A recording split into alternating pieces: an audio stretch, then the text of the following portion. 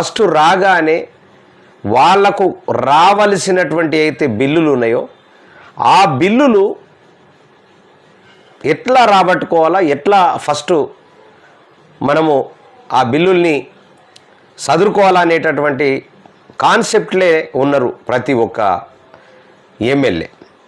అయితే ముగ్గురుతోటి మనం పచ్చిగా మోసపోతున్న పరిస్థితి మాత్రం మనం ఆల్రెడీ గమనిస్తూ ఉన్నాం. అటు బీజేపీతో, ఇటు బీఆర్ఎస్తో, అటు కాంగ్రెస్తో పచ్చిగా మోసపోతున్నాం మనం. ఆ మోసపోయే దాంట్లో ఎన్నో అంశాలు ఉన్నాయి.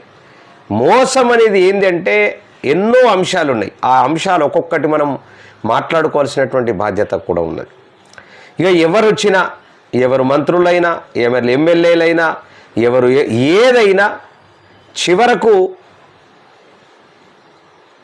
ప్రజలకు అంటే తెలంగాణ పక్షానికి